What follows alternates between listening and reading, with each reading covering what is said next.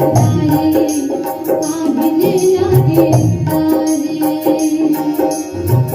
बस अब अंतिम श्वासा उड़ावत हवे और यही श्वासा उड़ावत उड़ावत जब संत जनमन साधु जनमन ये बात लगी कि बस अब ये अंतिम समय है। कोनो कहिस गंगा जलला मुँह में लावो, कोनो कहिस हरि नाम ला कान में सुनावो। सब अपन अपन मन से भाव करत था, लेकिन ये प्राण है, ये आत्मा है तो परमात्मा से मिले खातिर छटपटावत हवे।